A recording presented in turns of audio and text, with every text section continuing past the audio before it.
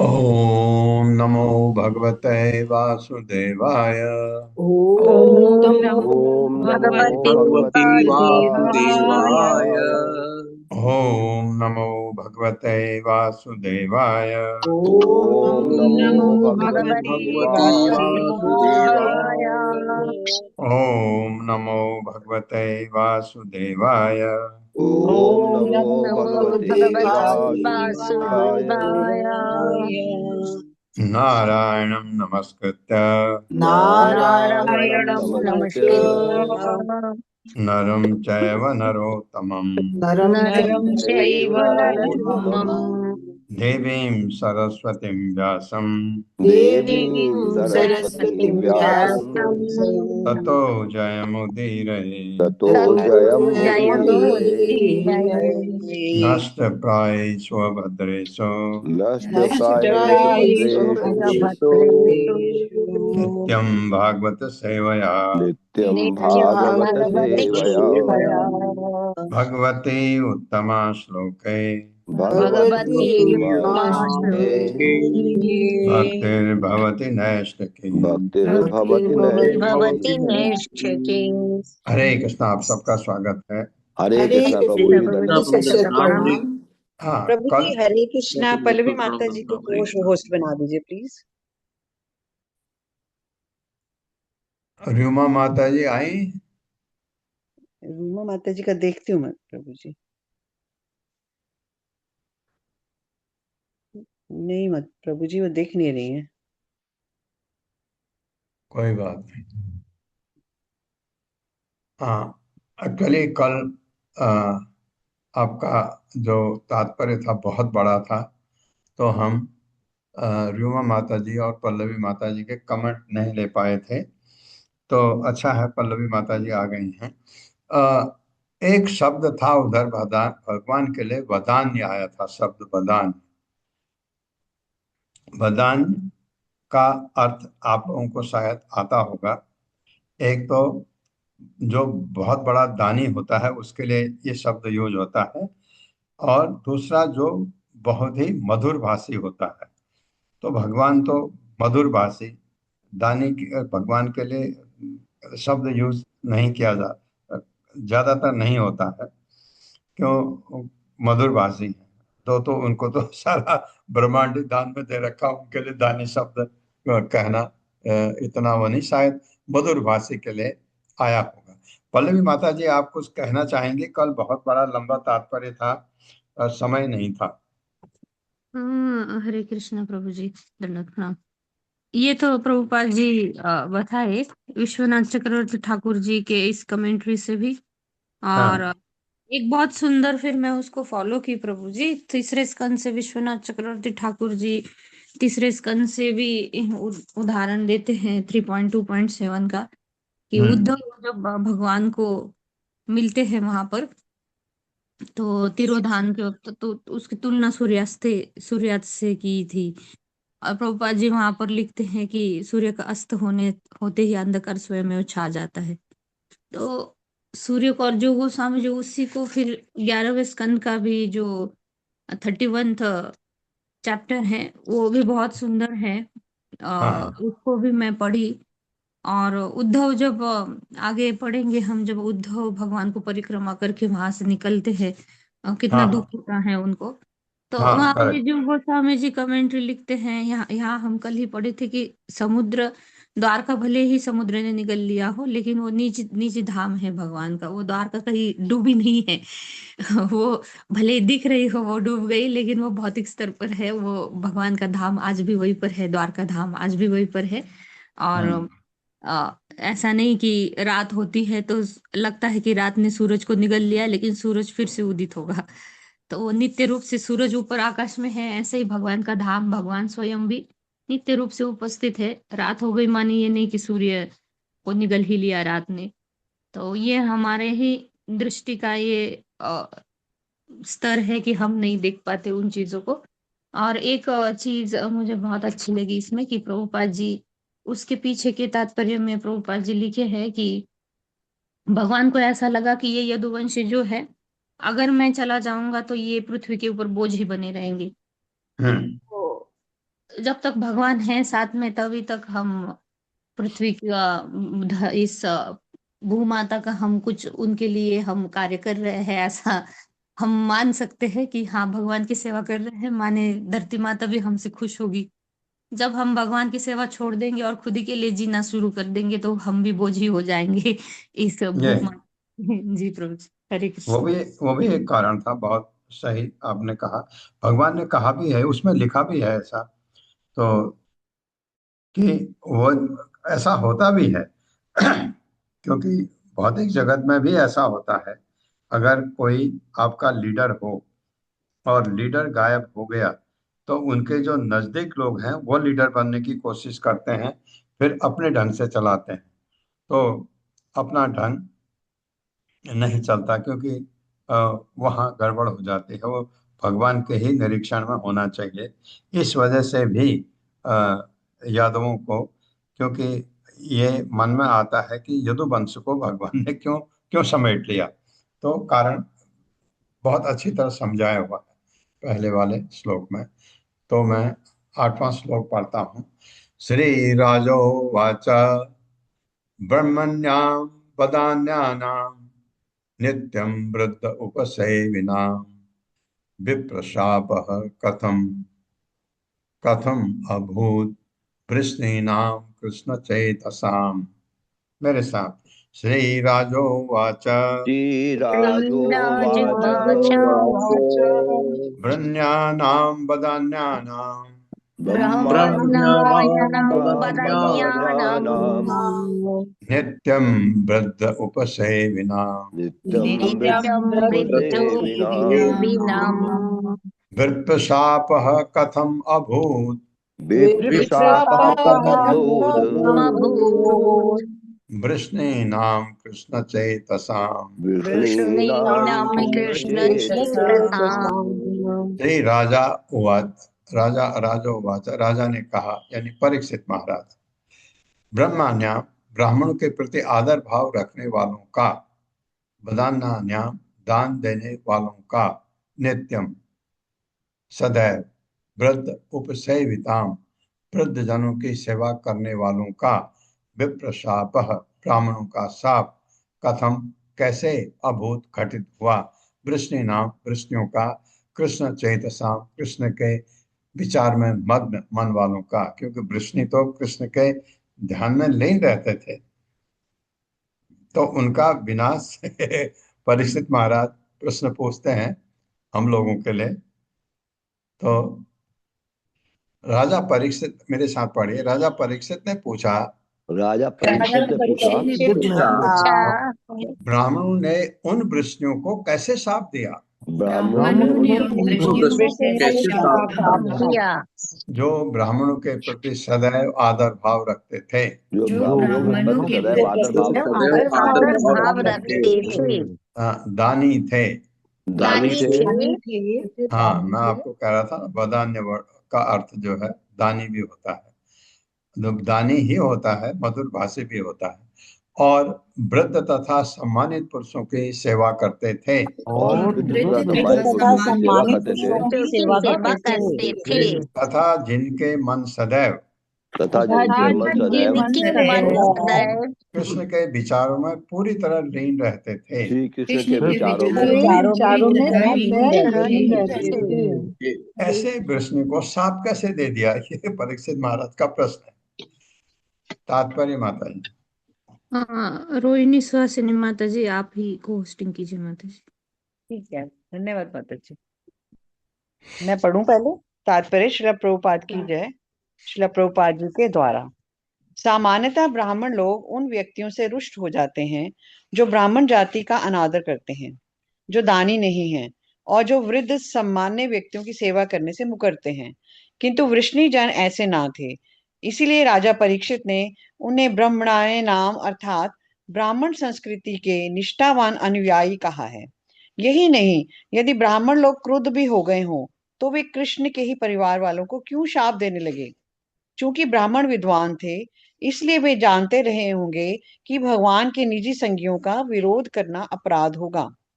यदुवंश को विशेष रूप से यहाँ पर वृष्णि नाम तथा कृष्ण चेतसाम कहा गया है। दूसरे शब्दों में वे भगवान श्री कृष्ण के निजी लोग थे और वे सदैव भगवान श्री कृष्ण के चिंतन में लीन रहते थे। इसलिए यदि किसी कारण से ब्राह्मणों ने उन्हें शाप दे भी दिया तो वह शाप किस तरह प्रभाव डालता? परीक्षित महाराज के ये ही प्रश्न है। यद्यपि इस श्लोक में वृष्णियों को कृष्ण चेतसाम अर्थात सदैव कृष्ण चिंतन में लीन कहा गया है, किंतु यह स्पष्ट संकेत है कि भगवान श्री कृष्ण चाहते थे कि ब्राह्मण क्रुद्ध हों और यदुवंश को शाप दें। भगवान अपने वंश को पृथ्वी से हटाना चाहते थे। इसीलिए भगवान श्री कृष्ण के परिवार के छोकरों ने अप्रचलित पापपूर्ण आचरण प्रदर्शित किया। इस घटना से यह समझना चाहिए कि जब कोई मनुष्य विष्णु के भक्तों से ईर्ष्या करता है और उनका मजाक उड़ाता है तो उसकी ब्रह्मण्यता अर्थात उच्च आध्यात्मिक योग्यता के साथ साथ भगवान श्री कृष्ण के प्रति उसका सम्मान भी विनष्ट हो जाता है। सामान्य व्यक्तियों तथा असली ब्राह्मणों के निरादर तथा उपहास से सारे सद्गुण नष्ट हो जाते हैं। यदि श्री भगवान के भक्तों के प्रति शिष्टाचार भंग होता है तो भगवान अपने संबंधियों तथा मित्रों तक से भी क्रुद्ध हो जाते हैं और जो उनके भक्तों का विरोध करते हैं उनका विनाश करा देते हैं। यदि मूर्ख लोग भगवान श्री कृष्ण के परिवार वालों के वेश में वैष्णवों के प्रति शत्रुता व्यक्त करते हैं तो ऐसे अपराधी लोग कृष्ण वंश की संतानें नहीं कहे जा सकते। यही भगवान की सबसे बड़ी समता है। हरे कृष्णा प्रभु जी। हरे कृष्णा। तो ये एक शब्द आया है इधर, छोकरों। ये ट्रांसलेशन में थोड़ा ये छोकरों का शब्द ऐसे ही बच्चों के लिए आता है जो जिनको बिल्कुल समझ नहीं होती। छोकरे हिंदी में बहुत अच्छा शब्द नहीं है बच्चों की जगह, लेकिन वो ट्रांसलेशन में छोकरा आ गया होगा तो छोकरों ने अप्रचलित पापपूर्ण आचरण प्रदर्शित किया। तो ये प्रश्न परीक्षित महाराज का बिल्कुल सही है कि वो तो कृष्ण के लोग हैं, उनको शाप कैसे दे दिया ब्राह्मणों ने, क्योंकि हम जानते हैं भगवान चाह रहे हैं ऐसा, और तो इसलिए ऐसा हुआ। उनका चाहना ही बहुत बड़ी बात होती है। और ब्राह्मण जो है भगवान के बहुत भक्त होते हैं, ज्ञानी होते हैं, तो उन्होंने शाप दिया, उसका भगवान ने उस चीज को उठा लिया। यत् निमित्तः स वै शापो यादृशो द्विजसत्तमा कथम एक आत्मना भेद एतत् सर्वं वदस्व मे। मेरे साथ, यत् निमित्तः स वै शापो यन्निमित्तः स वै शापो यादृशो द्विजसत्तमा यादृशो दृशो द्विजसत्तमा द्विजसत्तमा कथम एक आत्मनां भेद कथमेकात्मनं कथमेकात्मनं भेद भेद एतत् सर्वं वदस्व मे। एतत् सर्वं एतत्सर्वं वदस्व वदस्व मे। मे। यत् निमित्तः, जिस कारण से उत्पन्न, सह वह, वह निसंदेह, शाप शाप, यादृशः किस तरह का, द्विज सत्तम हे द्विज श्रेष्ठ, कथम कैसे। ये द्विज श्रेष्ठ कौन है अभी? शुकमुनि उसको परीक्षित महाराज कह रहे। कथम कैसे, एक आत्मनाम एक आत्मा कृष्ण में हिस्सा बटाने वालों का भेद मतभेद एतद यह सर्वम समस्त बदस्व कृपया बताएं मैं मुझको। मेरे साथ राजा परीक्षित पूछते रहे, राजा परीक्षित परीक्षित पूछते रहे, इस शाप का क्या उद्देश्य था? इस शाप का क्या उद्देश्य था? हे द्विज श्रेष्ठ, हे द्विजश्रेष्ठ, यानी शुकमुनि को, यह किस तरह का था? यह ये किस तरह का था? और यदुओं में और यदुओं में जो एक ही जीवन लक्ष्य भागी थे। जो एक ही जीवन लक्ष्य भागी थे। हाँ, ऐसा मतभेद क्यों कर उत्पन्न हुआ? ऐसा मतभेद क्यों कर उत्पन्न हुआ? हाँ, जिनका जीवन लक्ष्य एक ही है। जैसे कृष्ण भावनामृत में जितने लोग हैं सबका एक लक्ष्य है भगवान कृष्ण, उनमें आपस में कभी झगड़ा नहीं हो सकता है। लेकिन अगर झगड़ा हुआ तो सवाल उठता है झगड़ा हुआ क्यों? क्योंकि लक्ष्य एक है, लक्ष्य अलग अलग है तो फर्क बात है। क्योंकि जो वास्तव में कृष्ण भावना भावित हैं उनके आपस में झगड़ा हो ही नहीं सकता, क्योंकि सबका एक ही लक्ष्य है। हाँ, बीच में कोई बिगड़ गया, उसका लक्ष्य अपना स्वार्थ है तो हो सकता है। कृपया मुझे ये सारी बातें बतलाएं। कृपया मुझे सारी बातें ये बताएं। सारी बातें बतलाएं। हाँ, और हम भी जानना चाहते हैं। हमारे लिए परीक्षित महाराज प्रश्न पूछते हैं ज्यादातर। तात्पर्य माता जी। हरे कृष्णा। सुषमा बत्रा माता जी पढ़िए प्लीज। हरे कृष्णा प्रभु जी, हरे कृष्णा माता जी, सब धन्यवाद। श्री प्रभुपाद जी की जय। प्रभुपाद जी के द्वारा तात्पर्य। एकात्म नाम का अर्थ है कि सारे यदु एक ही मत रखते थे, अर्थात भगवान कृष्ण ही उनके जीवन के लक्ष्य थे। इसलिए परीक्षित महाराज को यदुवंशियों में ऐसे विध्वंसक कलह का कोई स्पष्ट कारण नहीं दिख रहा था और वे वास्तविक कारण जानने के लिए उत्सुक थे। हरे कृष्ण प्रभु जी, दंडवत प्रणाम। हरे कृष्ण माता जी। धन्यवाद माता जी। शुरू में ये ऐसा लिखा भी है, कुछ लोग भगवान के विरोध में भी थे, हो गए थे, ऐसा वैसा करके पहले लिखा था, पहले हमने पढ़ा भी था, लेकिन ज्यादातर ऐसा नहीं था, क्योंकि सभी भगवान, उनका लक्ष्य ही भगवान कृष्ण थे। तो उनके आपस में ऐसा क्या हुआ, मैं जानना चाहता हूँ, परीक्षित महाराज कह रहे हैं, और हम भी जानना चाहते हैं जो भागवत सुन रहे हैं। श्री वादायणी उवाच विप्रद वपुः सकल सुंदर सन्निवेशम कर्म आचरन भुवि सुमंगलम आप्त कामः आस्थाय धाम रममाण उदार कीर्ति, ऐसे कीर्ति संहर तुम ऐच्छत कुलम स्थित कृत्य शेषः। मेरे साथ पढ़िए। श्री बादरायणी उवाच श्रीबादरायणी उवाच विप्रद वपुः सकल सुंदर सन्निवेशम बिभ्रद वपुः सकल सन्निवेशम् कर्म आचरन भुवि सुमंगलम आप्त कामः कर्माचरन् भुवि सुमंगलम्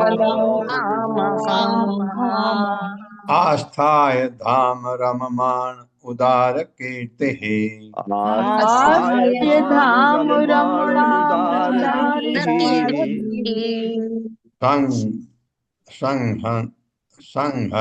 संहर तुम ऐच्छत कुलम स्थिति कृत्य शेषः।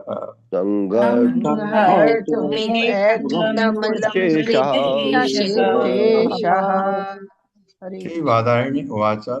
वादायणी पुत्र सुखदेव गोस्वामी ने कहा, विव्रत धारण करते हुए वपुः दैवी शरीर सकल समस्त सुंदर सुंदर वस्तुओं का सन्निवेशम मिश्रण कर्म कार्यकलाप आचरण करते हुए भुवि पृथ्वी पर सुमंगलम अत्यंत शुभ आप्त काम समस्त इच्छाएं तुष्ट होने से आस्थाएं निवास करके धाम अपने धाम द्वारका में रममाण रमण करते हुए उदार कीर्ति अत्यंत उदार कीर्ति वाले संहर तुम विनष्ट करने के लिए ऐच्छत इच्छा की कुलम अपने वंश का स्थित वहां रहते हुए कृत्य अपने कार्य का शेष कुछ भाग।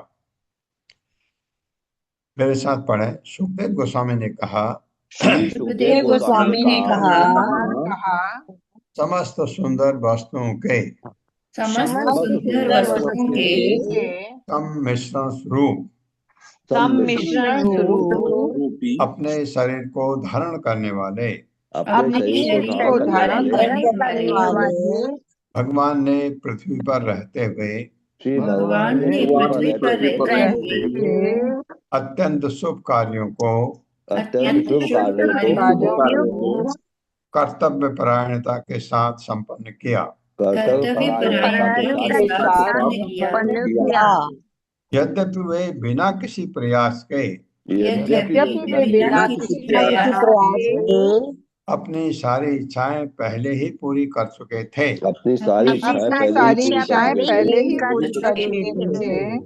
अपने धाम में रहते हुए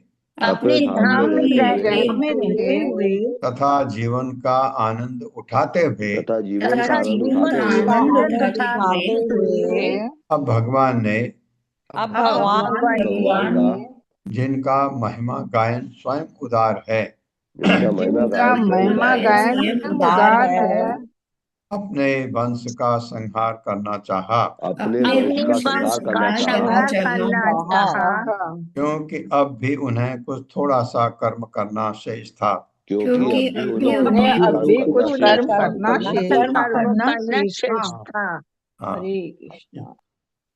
तात्पर्य माता जी। हरे कृष्णा। अशोक प्रभु जी पढ़िए प्लीज। हरे कृष्णा प्रभु जी, दंडवत प्रणाम। शीला प्रभुपाद जी की जय। शीला प्रभुपाद जी के कृपावश इस श्लोक में महाराज परीक्षित के इस प्रश्न का उत्तर दिया गया है कि यदुवंश के शक्तिशाली सदस्यों को ब्राह्मणों द्वारा श्राप कैसे दिया जा सकता था और उन्होंने अपने आप को किस तरह बंधुघाती युद्ध में भ्रष्ट कर दिया। संघर्तुम ऐच्छत कुलम शब्दों से स्पष्ट है कि भगवान श्री कृष्ण स्वयं ही अपने वंश को समेट लेना चाहते थे, इसीलिए उन्होंने ब्राह्मणों को अपना अभिकर्ता बनाया। शील विश्वनाथ चक्रवर्ती ठाकुर यहाँ पर टिप्पणी करते हैं कि श्री कृष्ण अपना अपार सौंदर्य तथा अपने रूप, लीला तथा आनंद के पराक्रम पृथ्वी के हर निवासी को प्रदर्शित कर चुके थे। इस तरह असुरों का वध करने, भक्तों को बचाने तथा धर्म की पुनः स्थापना करने के लिए के हेतु लिया गया उनका अवतार पूरी तरह सफल हो चुका था। जब भगवान श्री कृष्ण ने देखा कि उनका मंतव्य पूरा हो चुका है और हर काम की पूरी तरह से संपन्न हो चुका है, तो वे विष्णु समेत अपने दिव्य धाम वापस जाने के लिए इच्छुक हुए। इस तरह श्री भगवान ने स्वयं ही यदुवंश को ब्राह्मण द्वारा श्रापित कराने की व्यवस्था की। शील विश्वनाथ चक्रवर्ती ठाकुर के अनुसार आप्त कामः का अर्थ यह है कि श्री कृष्ण सदैव आत्मतुष्ट रहते हैं, तो भी अपनी दिव्य लीलाएं संपन्न करने के लिए उन्होंने अपने ही वंश के विनाश की व्यवस्था की, जिसके 3 कारण थे। उन देवताओं को पुनः स्वर्ग में स्थापित करना जिन्होंने उनकी सहायता करने के लिए यदुवंश में जन्म लिया था, अपने विष्णु तत्वों को उनके धामों में यथा वैकुंठ, श्वेतद्वीप तथा बद्रिकाश्रम में पुनः स्थापित करना तथा अपने आप को अपने नित्य संगियों समेत संहार के दृश्य से उजल कर देना। इस संबंध में शील भक्ति सिद्धांत सरस्वती ने यदुवंश के विनाश के विषय में कई महत्वपूर्ण बातें कही हैं। वे कहते हैं कि अनेक तथाकथित धार्मिक पुरुषों ने नाम जप के प्रति द्वितीय अपराध करके अर्थात विष्णु सर्वेश्वरेशे तदिरत समधि तदितर समधि दूसरे जीव को सभी ईश्वरों के ईश्वर भगवान श्री विष्णु के समान मानकर अपने आप को पतित बनाया है। जो व्यक्ति मायावाद दर्शन के निर्विशेष बात के चंगुल में आ जाता है, वो झूठे ही सोचने लगता है कि भगवान की बैरंगी भौतिक शक्ति उनकी अंतरंगी दिव्य शक्ति के तुल्य है। इस तरह वो सामान्य जीव को पूर्ण पुरुषोत्तम भगवान के तुल्य बतलाने लगता है और श्री कृष्ण को माया का दूसरा पक्ष मानता है। ये एक सर्वाधिक दुर्भाग्यपूर्ण भ्रांत धारणा है, क्योंकि इससे ईश्वर को यथारूप समझने का अवसर हाथ से चला जाता है। जो लोग जीवन की इस मायावादी धारणा की ओर झुकाव रखते हैं, वे निश्चित रूप से यदुवंश के सदस्यों को सभी तरह से श्री कृष्ण के समान मानेंगे और उनके भावी वंशजों को उन्हीं के समान ही पूजेंगे। इस तरह पृथ्वी पर यदुवंश का निरंतर अस्तित्व आध्यात्मिक ज्ञान के मार्ग में बड़ा अवरोध बना रहेगा और पृथ्वी पर महान भार बन जाएगा। इसलिए श्री विष्णु को विष्णु के वंश के समान बताने के अपराध के खतरे से संसार को बचाने के लिए ही श्री भगवान ने यदुवंश को कुचल डालने का निश्चय किया। भगवान श्री कृष्ण अपने भक्तों पर सदैव वत्सल रहते हैं, किंतु जब भगवान श्री कृष्ण के वंशज ही उनके शत्रु या उपेक्षा भाव वाले बन जाते हैं और वे श्री भगवान के शुद्ध भक्तों को प्यार नहीं करते अथवा उनके दासों से मैत्री नहीं करते, तो श्री भगवान ऐसे तथाकथित परिजन उनकी इच्छा में अवरोधक बनते हैं। इस तरह इस बात का खतरा बना रहता है कि अज्ञानी जीव उनके ऐसे शत्रुतापूर्ण लोगों की पूजा करने लगे और श्री कृष्ण के घनिष्ठ संगियों के रूप में उनका आदर करें। उदाहरणार्थ, कंस को भगवान श्री कृष्ण का मामा मानकर उसे कृष्ण का आज्ञाकारी दास समझना पूर्ण रूप में त्रुटिपूर्ण निष्कर्ष होगा। ऐसी भ्रांति से श्री भगवान के विरोधियों का उनके घनिष्ठ संगी स्वीकार किया जा सकता है और श्री कृष्ण के प्रति शत्रु भाव रखने वालों को उनके कुल में उत्पन्न शरणागत अधीन व्यक्ति माना जा सकता है। यदुवंश के विनाश का उद्देश्य मायावादियों के मिथ्या तर्क का उन्मूलन करना था, जो हर वस्तु को सभी प्रकार से एक समान मानना चाहते थे और ये अनुचित तर्क रखते हैं कि कृष्ण भक्तों के शत्रु श्री कृष्ण के पारिवारिक सदस्य हो सकते हैं। हरे कृष्ण प्रभु जी, दंडवत प्रणाम, धन्यवाद। कृष्ण भक्तों के शत्रु कृष्ण के पारिवारिक सदस्य हो सकते हैं और ये अनुचित तर्क रखते हैं। ऐसे 3 चीजें बताई हैं।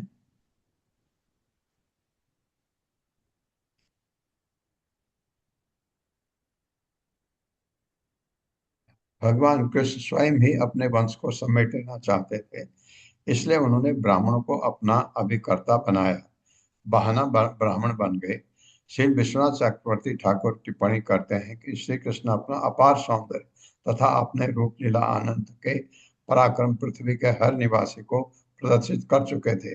सब कुछ हो चुका था, तब उन्होंने इसको यहाँ से अपने लोगों को उठाने की व्यवस्था की।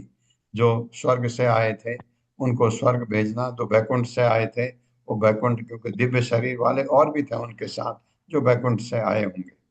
तो ऐसे और कुछ ऐसे जो इस चीजों दोनों में नहीं होंगे, उनको सबको हटाना चाहते थे। ये कारण इसमें बताया गया है।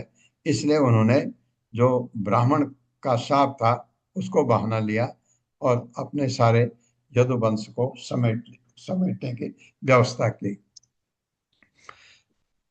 कर्माणि पुण्य निवहानि सुमंगलानि गायत जगत कलिमल अपहराणि कृत्वा काल आत्मना निवसता यदुदेव गेहे पिंडारकम समगमन मुनियो निशिष्टाः विश्वामित्रो असितः कण्वो दुर्वासा भृगुः अंगिरा कश्यपो वामदेवो अत्रिः वसिष्ठो नारद आदयः।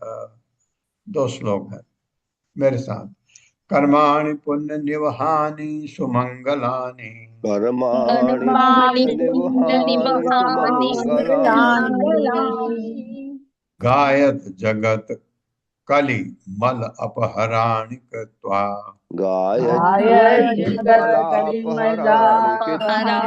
कृत्वा काल आत्मना निवसता यदुदेव गेहे कालात्मना निवसता यदुदेव गेहे पिंडारकम समगमन मुनियो निशिष्टाः पिंडारकं शमगमन मुनयो निशिष्टाः विश्वामित्रो असितः कण्वो विश्वामित्रो असितः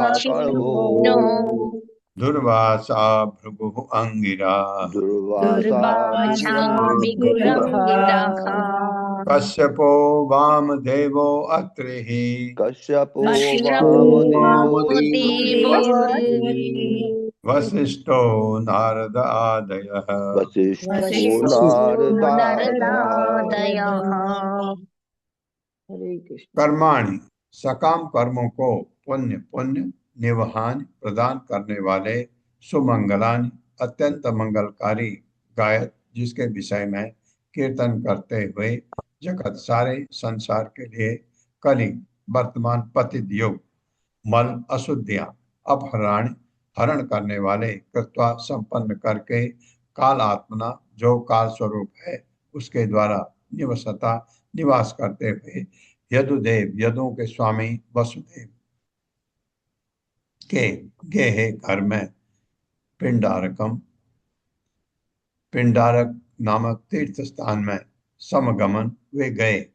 मुनिगण निशिष्टा विदा कर दिए जाने पर विश्वामित्र असितः कण्वः विश्वामित्र असित तथा कण्व दुर्वासा भृगु अंगिरा दुर्वासा भृगु तथा अंगिरा कश्यपः वामदेवः अत्रिः कश्यप वामदेव तथा अत्रि वशिष्ठ नारद आदयः वशिष्ठ नारद इत्यादि। मेरे साथ पढ़िए। एक बार विश्वामित्र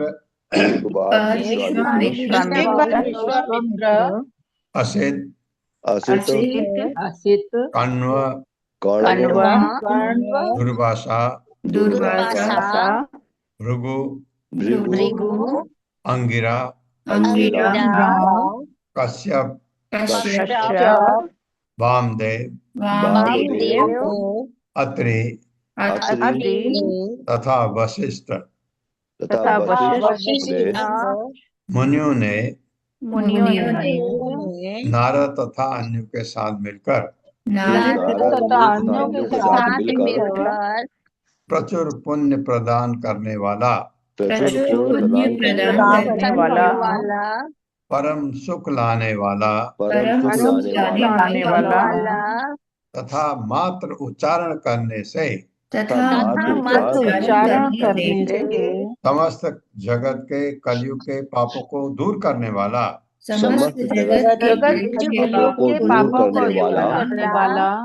एक सकाम अनुष्ठान किया। हाँ, क्योंकि एक अनुष्ठान सकाम था, क्योंकि इसमें ये चीज चाहिए थी। इन मुनियों ने इस अनुष्ठान को कृष्ण के पिता एवं यदुओं के अग्रणी वसुदेव के घर में संपन्न किया। एवं यदुओं के अग्रणी वसुदेव के घर में वसुदेव के घर में संपन्न किया। जब उस समय वसुदेव के घर में जब उस समय वसुदेव के घर में काल रूप में निवास कर रहे काल रूप में निवास कर रहे कृष्ण उत्सव की समाप्ति होने पर श्री कृष्ण उत्सव के समाप्त होने पर पर मुनियों को आदर पूर्वक विदा कर चुके तो मुनियों को आदर पूर्वक विदा कर चुके तो वे मुनि पिंडारक नामक पवित्र स्थान चले गए। तो वे मुनि पिंडारक नामक ले गए। हरे कृष्णा। ये बता रहे हैं सुखमणि तात्पर्य। हरे कृष्णा। सुधाधीर माता जी पढ़िए प्लीज। हरे कृष्णा माता जी, हरे कृष्णा प्रभु जी, दंडवत प्रणाम। पढ़िए श्री माता। श्री प्रभुपाद जी की जय। तात्पर्य उनके विनीत सेवकों द्वारा। इस श्लोक में सुखदेव गोस्वामी ब्राह्मण शाप की कहानी कहते हैं, जो भगवान की इच्छा से यदुवंश को दिया गया।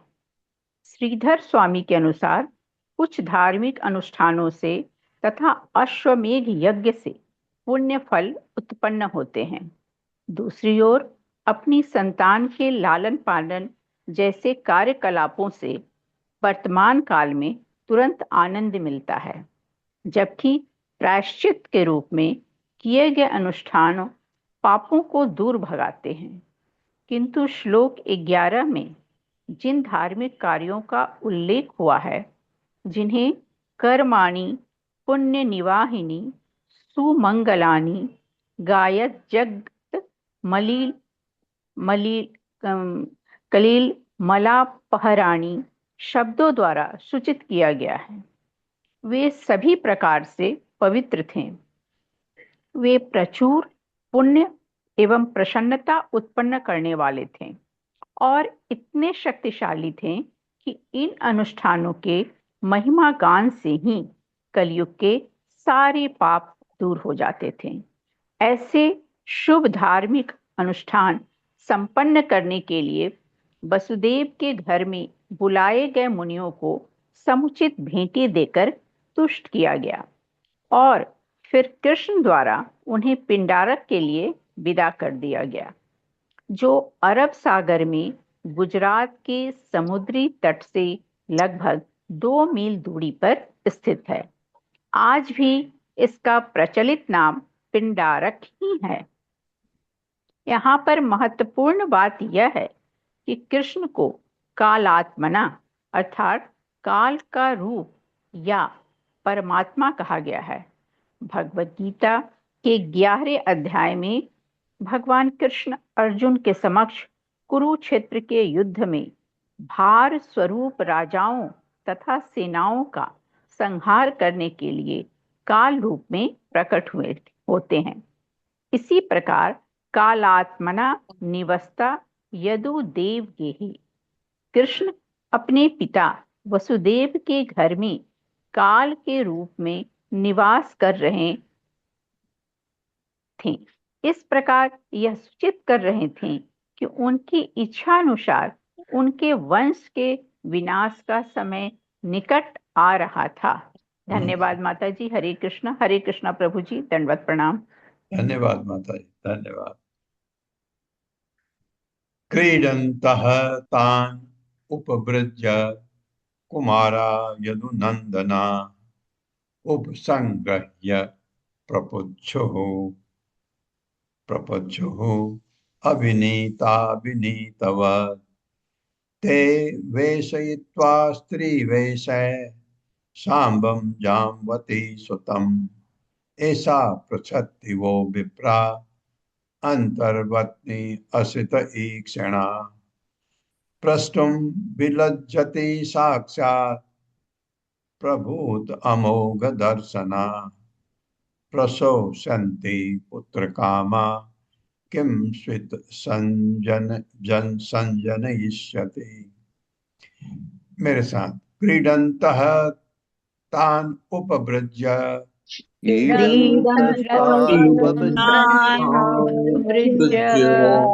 कुमारा यदुनंदना कुमारायदुनन्दना उपसंग्रह्य प्रपच्छः उपसंगृह्य हाँ सॉरी छो के हो की मात्रा उपसंग्रह्य प्रपच्छुः उपसंगृह्य हाँ चुह विसर्ग आया तो रो की जगह ओ आ जाएगा अभिनीता विनीतव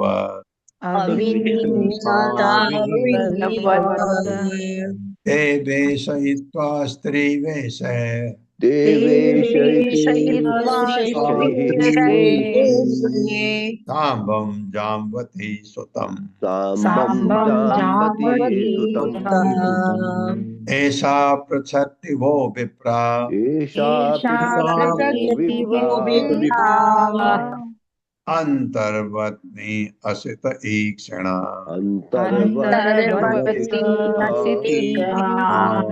प्रष्टुं विलज्जति साक्षात्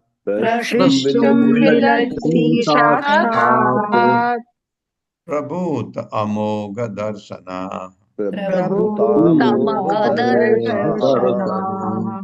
प्रशोषन्ते पुत्र कामा किं स्वित संजयिष्यति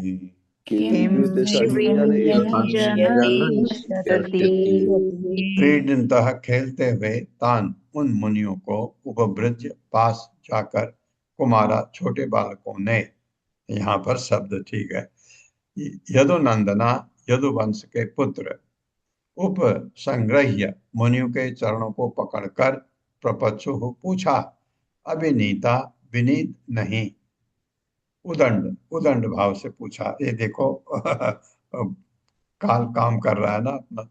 विनीत वत विनीत की तरह बनते हुए ते हुए वेशयित्वा वेश बनाकर स्त्री वैसे स्त्री के वस्त्र तथा आभूषण पहनकर शाम्ब जाम्बती सुतम जाम्बती के पुत्र शाम्ब को, मतलब भगवान के पुत्र हुए, ऐसा यह स्त्री पृच्छति पूछ रही है, वह तुमसे विप्रा है विद्वान ब्राह्मणों, अंतर्वत्नी गर्भवती असित एक सना श्याम नेत्रों वाली, प्रष्टुम पूछने के लिए विलज्जति शर्माई हुई, साक्षात प्रत्यक्ष अपने आप प्रभुत कृपया बोले, अमोघ दर्शना आप जिनकी दृष्टि कभी मोहित नहीं होती, प्रसवशंति तुरंत ही जन्म देने वाली, पुत्र कामा तथा पुत्र लाभ की इच्छुक, किम श्वेत किसको पुत्र या पुत्री संजयिष्यति जन्म देगी। ये बच्चों ने उद्दंडता पूर्वक ये काम किया, क्योंकि ये योग माया कैसे काम करती। उस तीर्थ स्थान में यदुवंश के तरुण बालक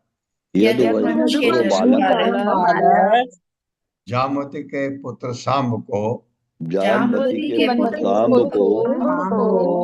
स्त्री के वेश में ले आए थे।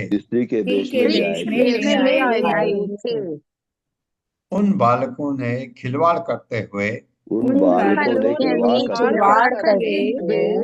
वहां पर एकत्र महामुनियों के पास पहुंचकर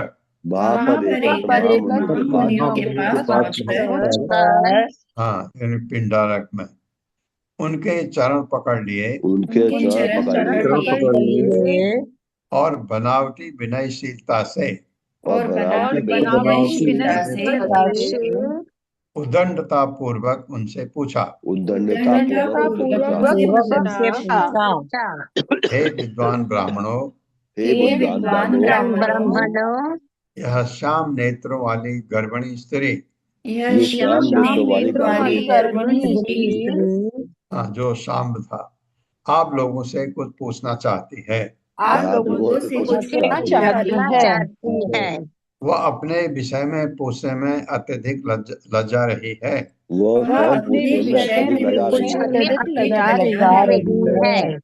वह शीघ्र ही बच्चे को जन्म देने वाली है वो शीघ्र ही बच्चे को जन्म देने वाली है और पुत्र प्राप्त करने के लिए अत्यंत इच्छुक है। और पुत्र प्राप्त करने के लिए अत्यंत इच्छुक है।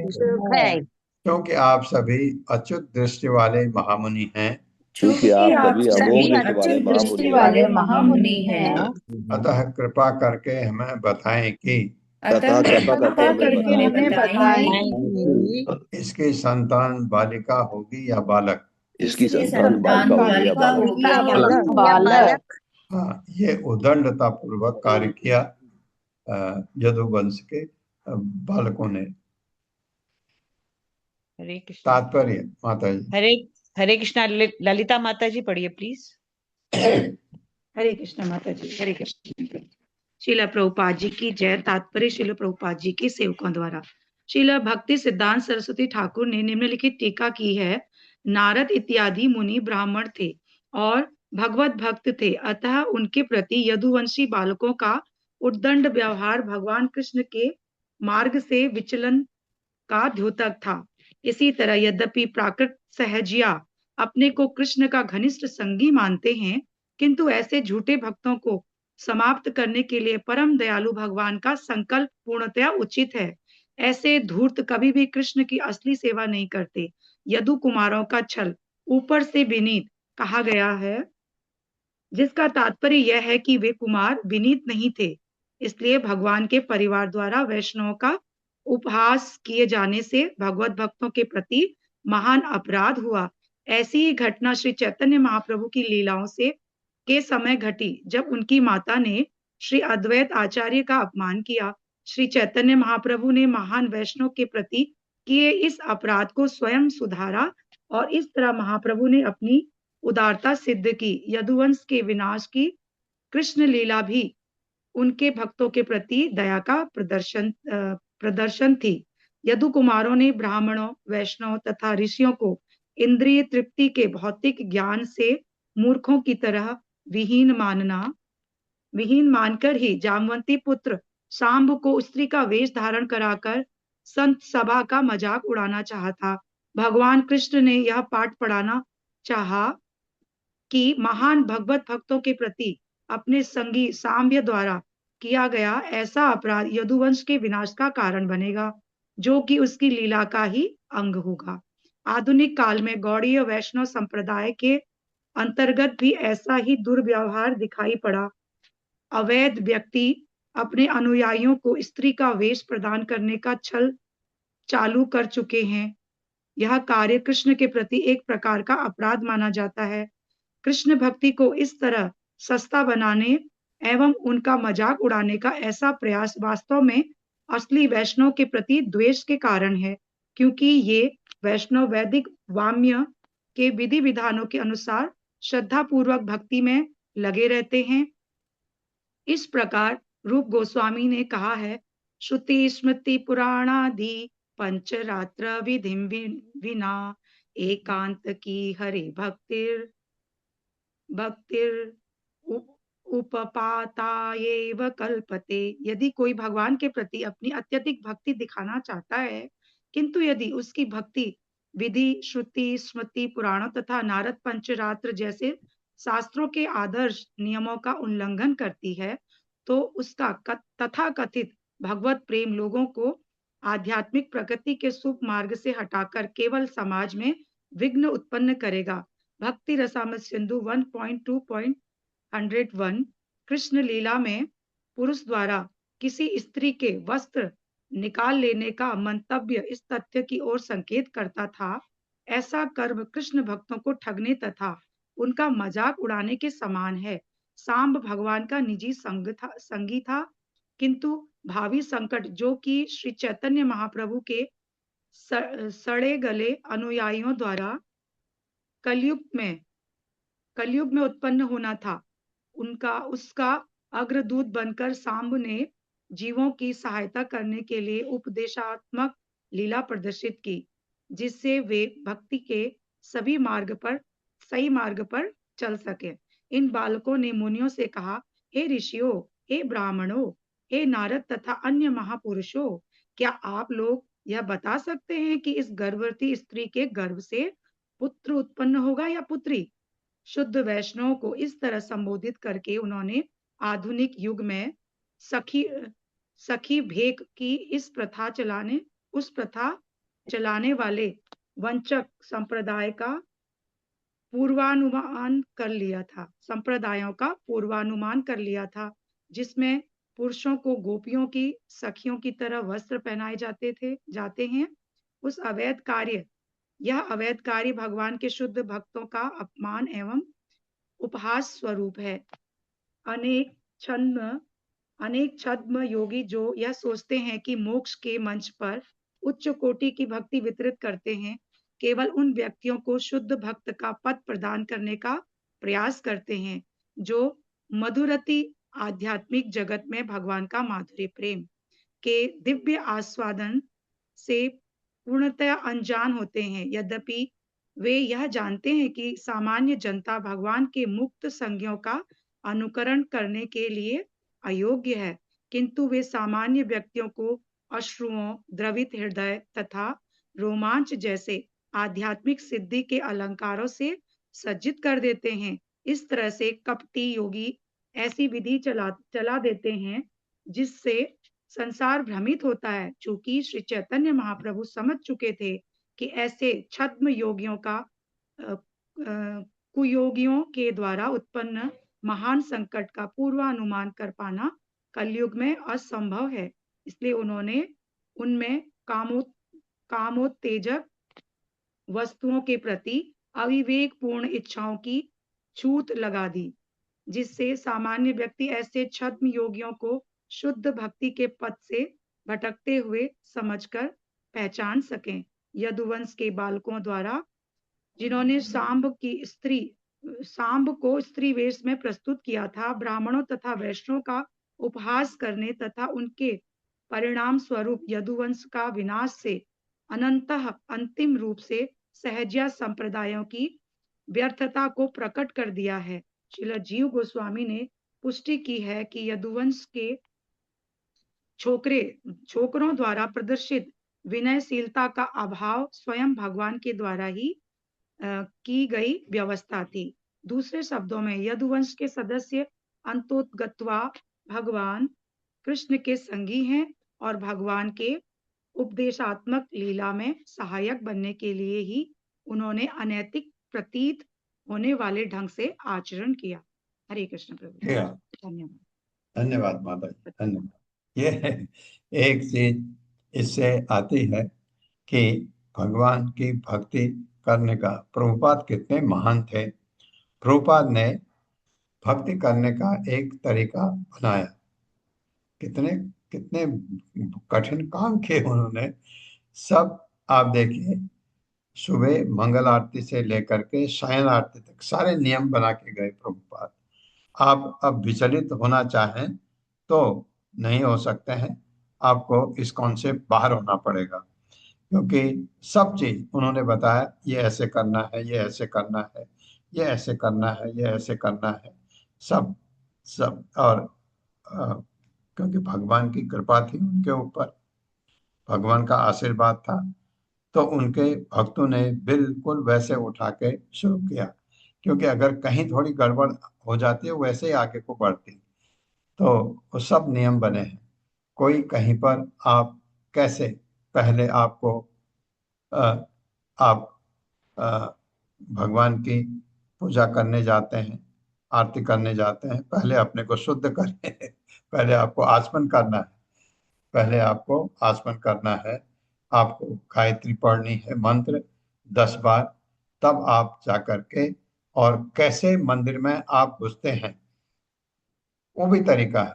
पहले दायां पैर आगे, अक्सर चलते समय हमारा आर्मी के हिसाब से बायां पैर पहले आगे जाता, नहीं, मंदिर में पहले आपका दायां पैर। और दायां पैर जाते हुए मंदिर में मंदिर के व्यवस्थापक जो हैं उनको नमस्कार। जिसने पूरा जीवन लगाया मंदिर बनाने में उसको नमस्कार।